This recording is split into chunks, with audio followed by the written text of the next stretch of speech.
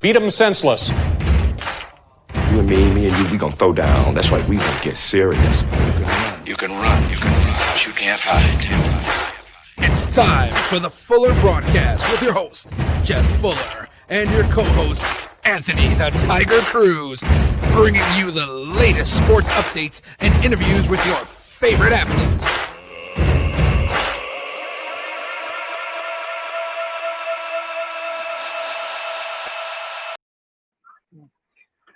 Welcome to the Full Broadcast 24/7 Sports News live interviews, media coverage. I interview MMA fighters, kickboxing, Muay Thai, BJJ, you name it, guys. I'm here with my co-host, Anthony the Tiger Cruz, and I'd like to thank my future sponsor that started sponsoring me today, 5 Knuckle Bullets. Thank you for sponsoring my. All right, now my next guest is Mr. Jones, a pro MMA fighter.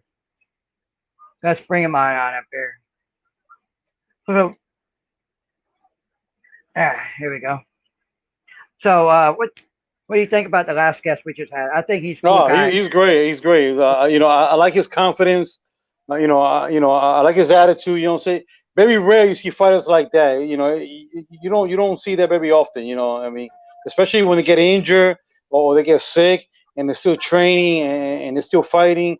I mean, I did it, because I'm always being stubborn. I learned how to use my stubbornness for me. You know what I'm saying? And right.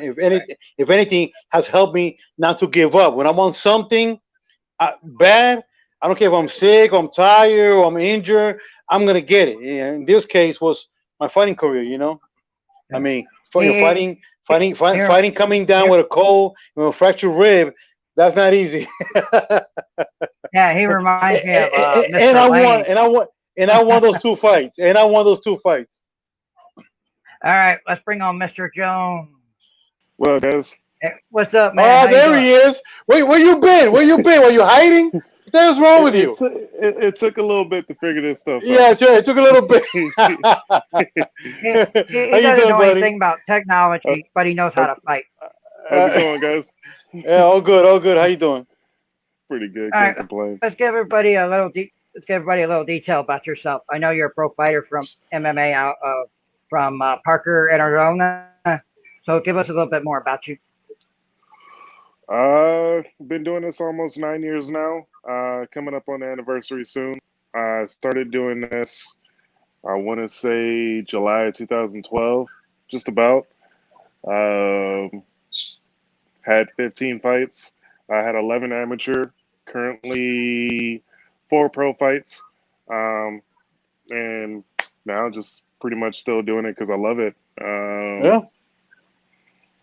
That's pretty much all I got. Yeah. I don't think nobody, Jones. I don't think nobody is crazy enough to not love it and keep doing it. You know what I'm saying? You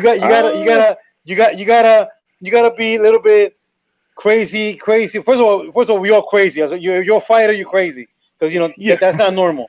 That's not normal. And second, crazy. You gotta like it. You gotta like it or love it or you're a masochist, whatever. How could I describe the way I feel about fighting? The easiest way for me to put it is I'm excited when I get hit. Right. For me, it's my day at the park, I guess. Right. Whether I win or lose, I'm still enjoying every bit of it because you learn a lot about somebody when you're locked in a door and that's right. Nothing else is going on. So whether I leave the cage and I hate you or, I leave and I like you and we're friends afterwards, just that brief interaction, you learn a lot about somebody just from that. So, but I've always been the same way even from a kid, I would always get excited fighting. Couldn't tell you why, but the shit would always get my blood boiling. So I just love a good scrap. I've yet to have one where, actually, that's the lie. I thought I had one a couple years ago. I fought Miguel Rodriguez at the Desert Diamond 2 show, and I wish the video was still around. But you hear me ask him before the second round, "Are you having fun yet?" And, really? I legit asked him, are you having fun yet? That was probably the most fun I've had inside the cage. Um, I've been asking for someone to do that shit for me now. And don't get me wrong, everybody likes to do the takedown and whatnot, and it's all cool. But Right, you know, a good standing bang session would make me feel like, you know, I'm cool with where I'm at. right. No, but you know me, having that confidence help you. When you confident in yourself as a fighter, or even as a person, you know, screw the fighting. As a person, you confident. You know, people don't realize how intimidating it is to be in that ring. Okay, you can have 100 fights, and some fighters, I remember watching Crow Cop. Yeah, I don't know. He still has a video on YouTube. They're showing him behind the scenes in the locker room, and his hands like this, shaking. And this is a guy who's been kickboxing, MMA, Pride, UFC, and he still gets nervous. So go to show you, some guys know how to control that and let it work for themselves. Some people it's like, hey, whatever, man. You know, I'm cool about it. You know, it's just another fight, another day in the office. But some guys really struggle with that. Yeah, no, I 100% agree with you. Somewhere down the line, I kind of I used to, one of my coaches would slap me before every fight, and that's because To wake up, you know what I'm saying? Get you ready. I had a thing where, like, I love the sport, but you know, after the first time I won a fight by a knockout, it was a really bad knockout, and I Right. felt bad for doing that because I didn't really enjoy hurting the other person. Yeah, I understand. So to branch yourself from that kind of reality, even though this is the sport you're in, it's a wake up call. Yeah. So he would slap me before every fight, and then it just got to the point like, yo, man, you don't have to slap me. I found my happy space. I found my happy space. I think Right. the fight we had last year in March, was kind of the first fight we did at the Iron Boy show, and it was the first fight where I could actually see everything going on without me looking behind a curtain, because you know they had the fights on the screen and whatnot. Right. And I sat there and I was sitting there watching anime because I'm a big ass anime nerd, and I'm in my happy place. And then they're like, "Oh, well, it's your time to go out." And I'm like, "Okay." I go out and I'm completely relaxed. And this is probably the first and only time I've ever felt like this complete calm. And I'm just like, "What the hell happened?" And it was kind of an out of body experience because I didn't feel like me the whole time. Right. And then once the fight ended, I was pretty pissed off. Like, what the hell? Right. Right. And I was just like, I Yeah, don't but you know, know. but you will learn. You will learn as you get more experience. You will learn that you take that happy, peaceful place, and make it start working for you. Because For you sure. know, Well, once you're in the ring, you have to get a little bit amped up a little bit, because you don't want to be too relaxed in the ring either. You know what I'm saying? But you have to learn how to work for okay. you. So my philosophy about it, and this could be completely different from everyone else. There's nothing wrong with you having nervousness or you know No, being jittery or whatever. I no, treat it the same. I treat it the same way as if you're going to be sparring. right. Now, I know this goes different from every other gym, but I like to say if you're sparring, you spar as hard as you're going to fight. Um, so if you know I'm across the cage from you and I'm coming to kill you because you have a fight to prepare, then all the jitters you have should be out the door. That's right. So for me, at least now, you know, being 16 fights in, I've been able to find no matter how big the guy is in front of me across from the cage, I try not to get as nervous because once I do, that my game plan or my initial thought of what the hell's going to happen goes out the window, That's and I right. can't work that way. That's right. No, So to at least have, you know, that little bit of sense of yo man, keep calm no matter what the situation is. that's Like right. you're gonna get hit in the face, and we all know you're gonna get hit in the face, and the shit It's looks a little fighting. stressful. It comes with the territory, but to be able to keep your wits about you and still kind of move and be able to rest, like you're gonna get racked, you're gonna get in some tight spots, but that doesn't necessarily mean like your calmness goes out the window. I know there are That's some right. guys that fight and are completely calm because they've done it for so long that it's That's second yeah, nature to yeah, them. yeah. They're thinking clear. They're thinking clear. My father, my father was an army veteran and martial artist. That's growing up. I've been training since I was 6 years old. Being his only boy, going to the Bronx, New York. He told me straight out, listen, you gotta have to learn how to fight. So But his thing always was, don't get mad, get even. Yeah, no, I had cousins You know that what I'm would saying? whip my ass all the time. So Yeah. His thing was, don't get mad, just get even. He hits you, hit him back. He hit you one time, you hit him 2 times. He hit you two times, you hit him 3 times. You know what I'm saying? That was hey his guys, thing. let me ask you something real quick before I forget. So there's this guy that I don't like neither, Andy Perez. You trying to get him to fight at 185? Because I want okay, you to knock him so out. Uh-oh. Uh-oh. let's break something down here. The last time, and you can look this up on Tapology anywhere. The last time I fought at 185 was 2015. Since then, I've fought in 3 weight classes. I fought at light heavyweight, middleweight, and now I'm fighting at heavyweight. And I'm working my way back down to light heavyweight. So whenever the time comes, I'm currently at 239 pounds, 239. Dang. If it happens to where I need to go to 185, because if he's serious, I'll do the damn fight. I have no problem with it. So I'm just gonna put this out there for everybody. Nice. All right, He's talked enough shit. Right. You can talk so much shit because Arizona is a small ass MMA scene where everybody knows everybody. Yeah. I talked enough shit in the game, but granted, this quarantine has taught me how to be a great troll, so I enjoy it a little bit.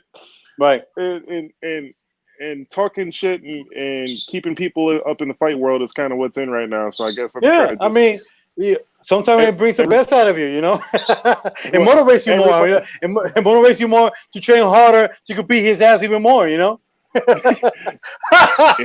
It's not even about beating the ass part. Come on, just say it. It's the part that he's talking too much. Right. Okay. So the thing that got me was, if you're gonna talk and try to sell fights and try to put yourself in the aspect of where you want to get on the card. Right. Now, a lot of promotions aren't active right now unless you're UFC. right. Now we had a promotion in Rough that was trying to do the card, and I was all for it. Even myself got on the card because hell, I'm tired of sitting around. My card that was supposed to happen in April got canceled once this whole COVID thing happened, and I'm like, all right, there are a lot of local guys at his weight, 135, 145, even 155, that wanted to fight him. So you start barking up all the trees and shit, and Real. next thing Yeah, you he know, was. you go cold cricket. But the moment I make a subliminal post, you come barking up the wrong tree. And you tell me you want me to fight your teammates, whatever else. And in reality, I could spar and not need to fight you, and I could prove my point. And that's just talking shit. Right. Yeah, I wouldn't have a problem cutting back down to 185 just to make him go memes. Awesome. That's what I want to hear. Man. That's what I want to hear. And I'm saying that in the most polite way possible, because I don't want to seem like I don't want to be like that guy that just likes to talk shit for the hell of it. But yeah. I know what you mean. I hope you see this. I really hope you see this, and you get the point across. Stop barking up the wrong tree, my dude. Exactly. When I see you, I'm gonna sleep you. Yeah, it's just period. Especially when there's nothing going on, there's nothing scheduled yet, and you're just gonna hype things up for no reason. I was supposed to fight at the end of the month, and the fight didn't happen because, granted, the COVID protocols weren't set, and so I'm still in the gym. I'm still working. I still have a teammate still working with me. I still have guys coming down to spar, exercise, stay in shape, etc. So it's not like I'm not working my big ass on the way back down. Right. So, but when you're posting, you want to fight me at 185, etc. Remember, I've done that weight cut. I know the science to it. I have no problem fucking you up. Yeah, well, I will make sure he sees this, because you make sure you make sure you make sure so you can be cricket again. You know what I'm saying? Hey, that guy has been barking up people's trees, because he barked up on mine, and I didn't like that. So I hope he You gets know the you in a bad part, like I said, the local MMA scene is very small. Like a lot of us, or I can't say a lot of us. Like a lot of guys in here have been around for a long time. Like one of the guys he called out, former UFC vet, fought on a lot of big shows. Effie Escudero. What got my attention was you're calling out this guy thinking, all right, you're better. He says he'll fight you for free, or he'll fight you, and if you beat him, he'll give you his purse. And then you turn down the fight, and you turn down the fight because you feel like you're not getting enough money out of it. But at the same time, you fail to mention you're on a losing streak, so you really have nothing to bargain with. Right. So call me Yeah. stupid or call me crazy, but Yeah, I agree. if I sit here and say I'm calling out the biggest dog in the park, and I bring nothing to the table, and I get offered what I offered, and I talked all this shit that I'm gonna come out and fight him. Take whatever you can, prove that you're better, and then work on to something better and can continue proving your point. Don't sit there and make a loud bark and then do nothing about it because it just makes you look stupid. And I hate that. I hate that because once you start something and you get me excited that I want to fight, but I know it's gonna go nowhere, and they're just hyping me for no reason. I'll be mad. It's like, damn, man. You know what I'm saying? And what's so bad about it now? Okay, keep going. What's so bad about it now is we're all stuck in this. Right. I don't want to say all of us are stuck in it, Majority but a lot of us are kind of in a situation where we can't be as active as we want, or we don't have all our teammates to do shit that we want the way we want to, and so it's frustrating in a sense. I get it. We're all sitting at home, we're clamming at the bits, and we don't know what the hell to do. But at the same time, there's something in the back of your head that tells me, I should probably stop talking. I'm not going to do this. It sounds good as I'm typing it, but I should probably stop. Right. Yeah, I don't know. Some guys got to learn the hard way. You right. All right. On to the next question. Andy Perez, you heard that? I hope you see this video. He's waiting for you at 185, buddy. All right. So, Jones, what's your nickname they call you? I forgot what they call you. I have been. Was it King Kong or something? It's been called King Kong for the last 15, 16 fights. Okay, so it is King Kong then. Yeah. I thought he said King Kong. Yeah. It's stuck. I always pick on this guy, him and Danny. They're on my. They live out in Parker. I'm trying to go to one of his fights out there. Man, we've been trying to convince you for the last year or something. And, last time we came this close, and actually it was supposed to be this card, the April card. Yep. I was going to get you a ticket and everything, and I think 2 weeks before the show is when they canceled the show, and nothing happened. So that's frustrating. Yep. Yeah, I was kind of upset about that too. So you and me both. I was 2 weeks. I think I had just peaked, and I was approaching fight week at 235, even though it was a heavyweight fight, and everything kind of went cold turkey. So damn. The fight with Samson Guerrero. It was a fight I was really looking forward to because I had asked for it sometime last year, and things kind of didn't work out as far as like timing and stuff. But we finally got it to work out this year, and I was like really looking forward to this card, especially for the first time fighting at home in like almost 2 years. But hopefully we can make it work, I guess, if the world goes back to normal. And I'm hoping like things go back to normal because I would love to fight in front of a crowd at home. Yeah. But if not, and it's a closed show, I would love to by chance have that fight again. Yeah, I mean, you're doing all that training and ends up for nothing, whether it's for no crowd or no crowd. I just want to fight, man. You know what I'm saying? Yeah, no, I've been watching. Like, I think the first UFC show they did in Brazil with no crowd, and I think it was the Charles Oliveira fight, and just the way that fight sounded, just you could hear everything coming out the gloves. I mean, hey, that got me excited as far as I'm gonna hear this and I don't get excited cracking people, but just listening to the crack, Yeah, I'm like, yo, man, I could go with this. yeah. And You could hear everything.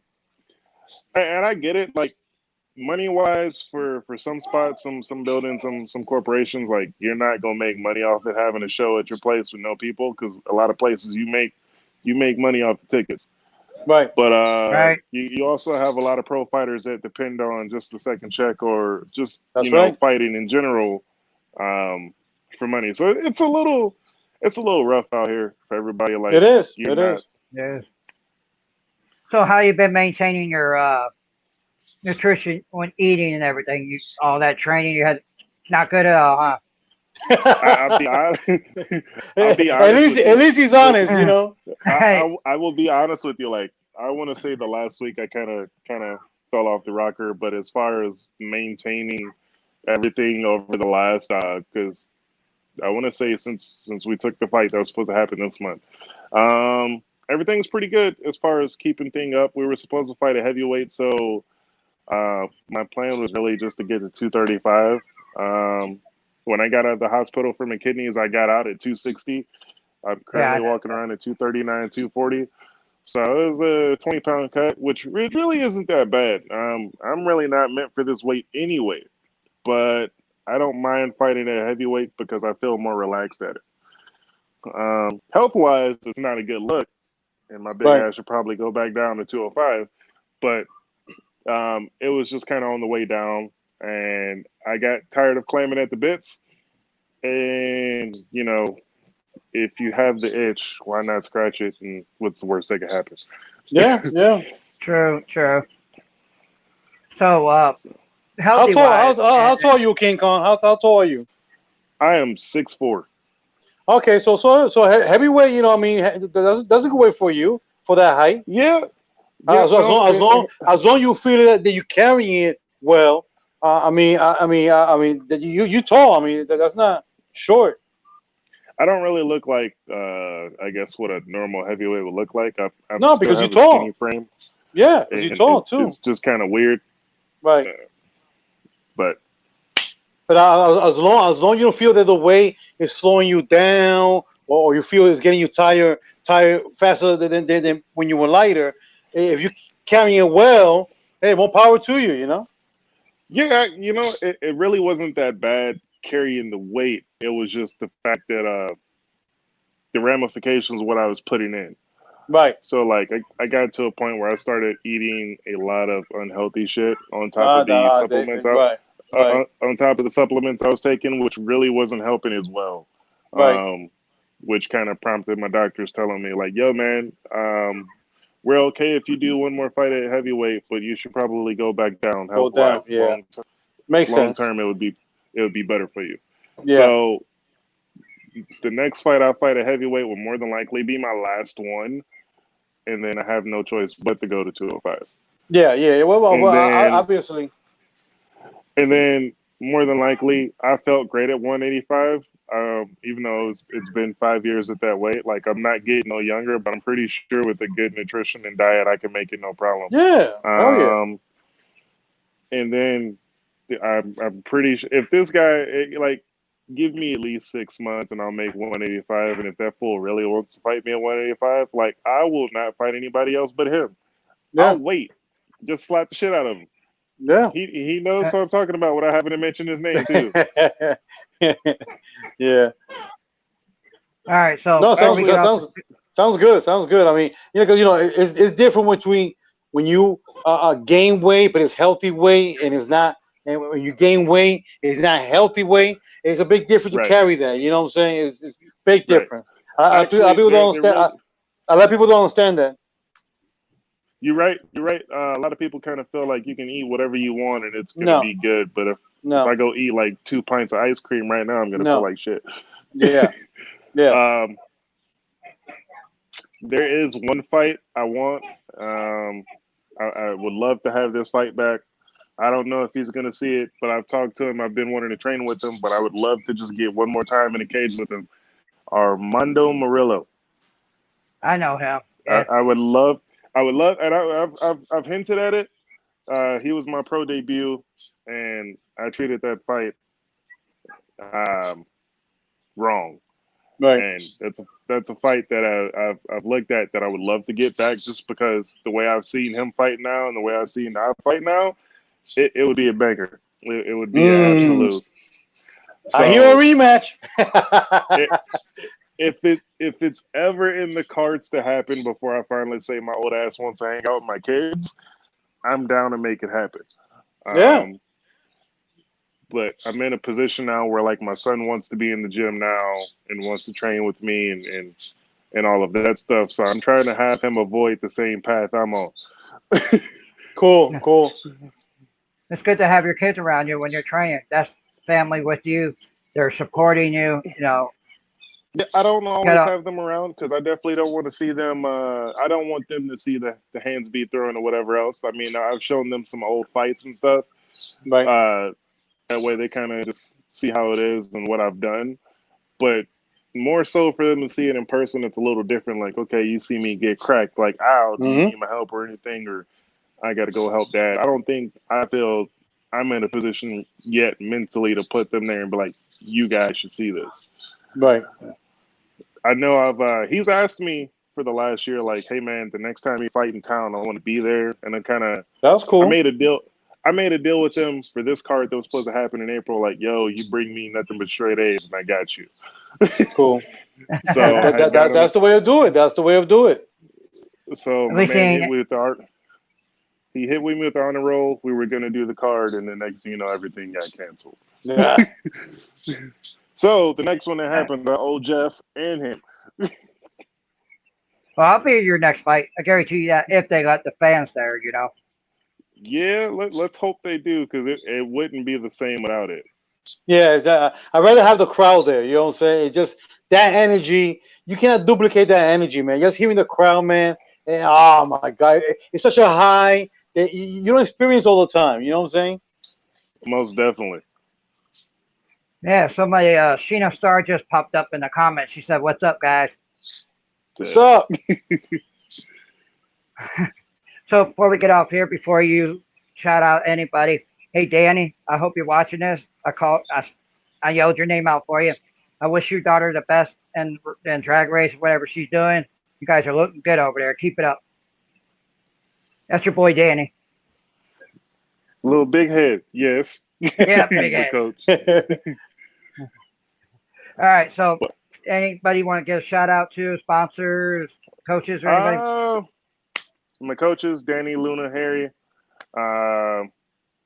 Hope you guys are doing good and all this. You know, I kind of reach out, make sure everybody's in touch. But, you know, with everything as far as COVID, especially in our neighborhood, we kind of keep everything close-knit. But hope everybody's good. Love y'all. We got Sicarius MMA, Mixed Bloods MMA, my team. Everyone that makes the opportunity to train with me. I know Dario Castillo from Lucero BJJ came down last week to spar with me. We're going to get some more guys to come down and work down. But I thank you guys for having me on. No, thank you, man. It's a pleasure, man. It's a pleasure, my friend. Anytime. No, you guys. Oh, I heard that. You promised? You know, all you have to do is reach out. I have nothing going on right now. Yeah. Well, nobody does. Ditto. I mean, yeah. We all stuck. You got a point.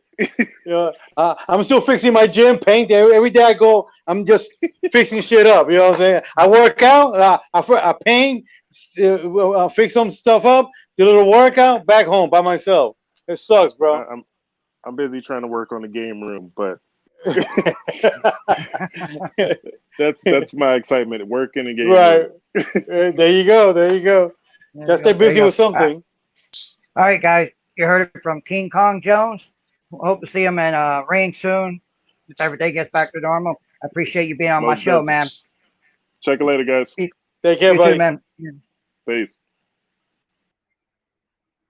All right. That's one of my boys, Jones. He's a good guy. He's great. So I think he just signed with you guys on your CC management. CC management? Yes. Yeah, I think. So hopefully he gets some fights for you guys. But yeah, I mean, we have a lot of great people on the team, man. I mean, guys and girls, man. I mean, we got a good team. A lot of guys, I mean, with good boxing, kickboxing, MMA background. Some of them have already done bare knuckle too. I mean, that very diverse team. I love it, man. I love it. I can't wait one day to meet a lot of these guys in person. You know. All right. So Sheena Star, if you're watching this, Anthony and I would love to have you on our show. Get some time. Just message me, and we'll pop you right up here. She's in the middle of a movie and stuff with the coach or something. Right. So, all right, guys. Thank you for watching the full broadcast 24/7 Sports News, live interviews, mania coverage. You heard from my fighters, Cody and King Kong Jones, my co-host, Anthony Tiger Cruz. Thank you for watching full broadcast, and thanks to my sponsor, Five Knuckle Bullets. Have a good night. Peace out. Boom.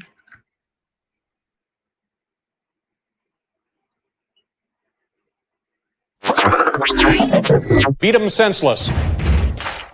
You and me and you, we gonna throw down. That's right, we gonna get serious. You can run, but you can't hide. It's time for the Fuller broadcast with your host, Jeff Fuller, and your co-host, Anthony the Tiger Cruz, bringing you the latest sports updates and interviews with your favorite athletes.